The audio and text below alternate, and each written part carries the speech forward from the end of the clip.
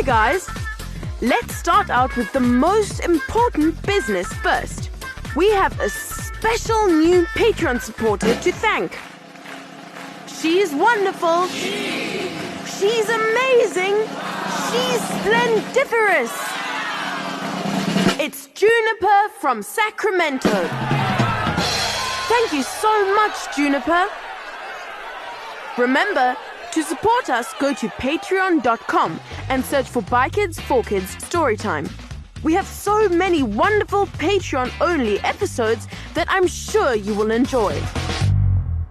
Also, thank you so much to all you kids that have auditioned to perform on BKFK Storytime. We've had loads of wonderful entries.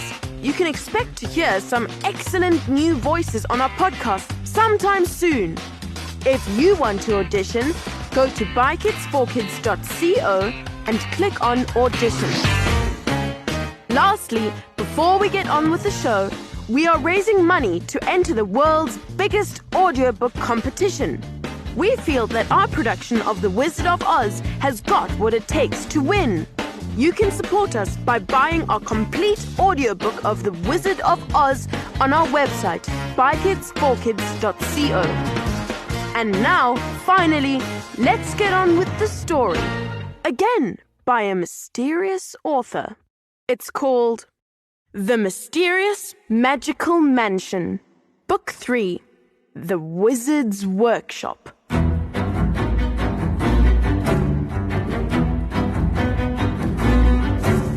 Charlie Maximo Ruby McDrew lived in a mysterious house. The creature that lived there was nothing as plain as a cat or a dog or a mouse.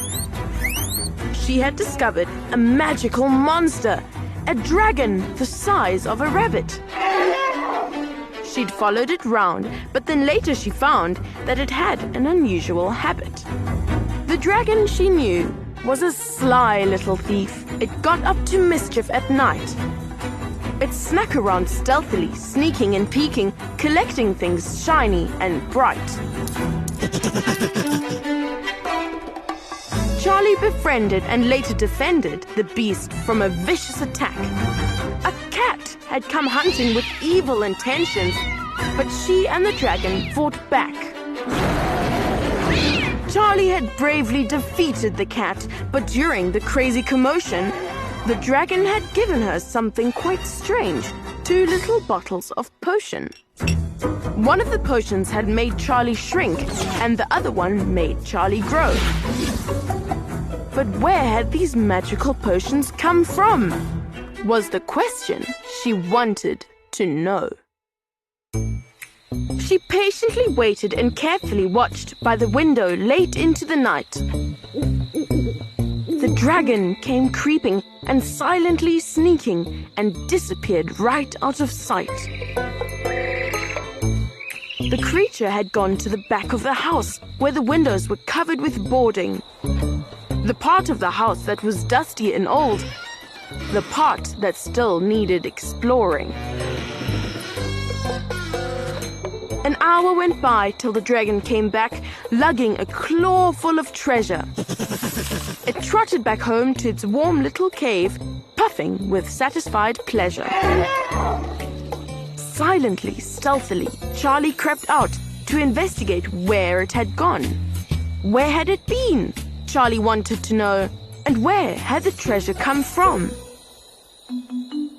Behind the old house, it was gloomy and dark. The walls were all moldy and damp. But she'd come prepared for the shadowy hunt and lit an old kerosene lamp. As the light flickered, the shadows retreated, revealing a place once forgotten.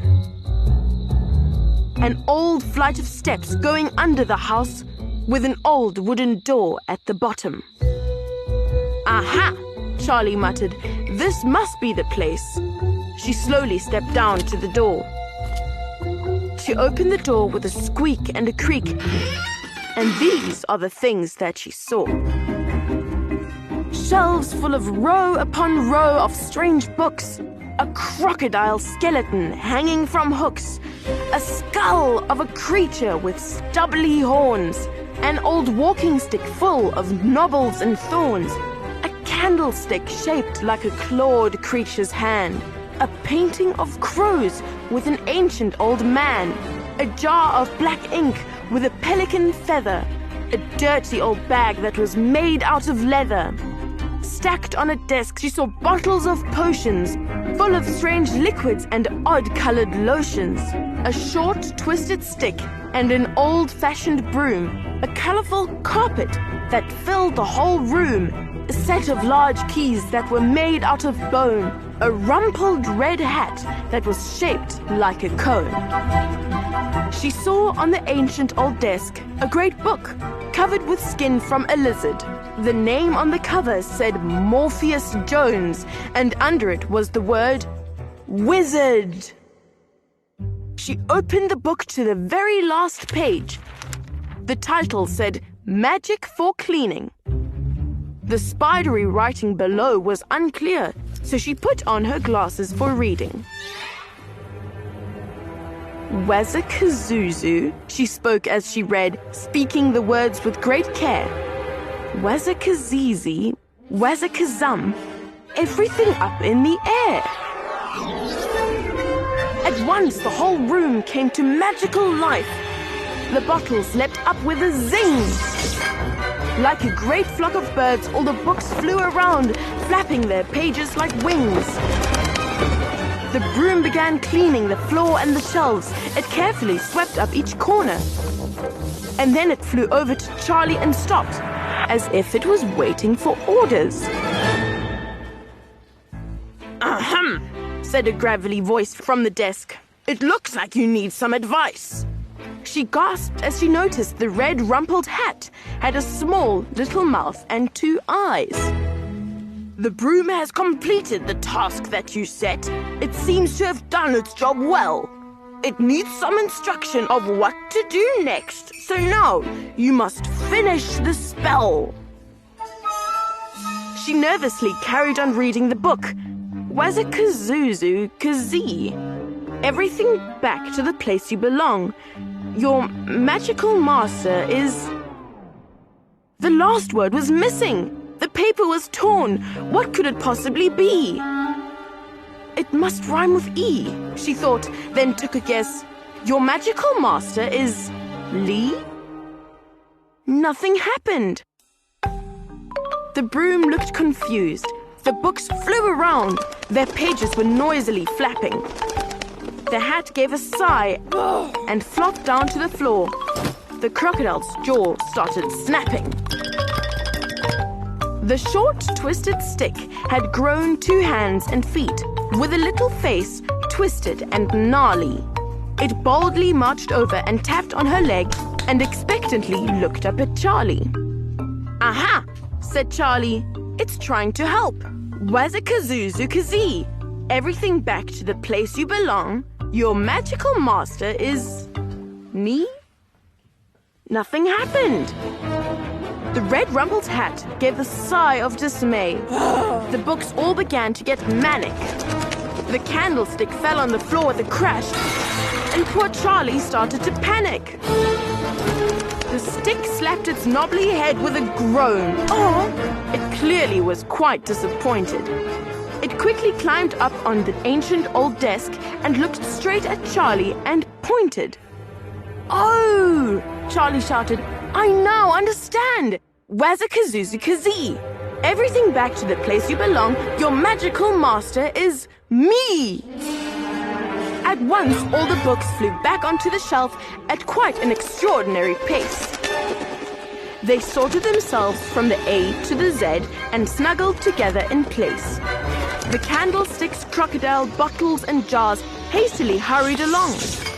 Everything seemed quite content to return to the places in which they belonged. The rumpled red hat gave a satisfied sigh, and the short, twisted stick gave a wink. The pelican feather rose up in the air and dipped itself into the ink. The book on the table had closed with a bang, but then Charlie saw something was wrong. The name on the front had said Morpheus Jones, But now all the writing had gone. The feather then wrote on the ancient old book, covered with skin from a lizard, Charlie Maximo Ruby McDrew, and underneath wrote the word wizard. Hey guys, if you like this episode, please share it with your friends and family. It is one of the best ways to support BKFK Storytime.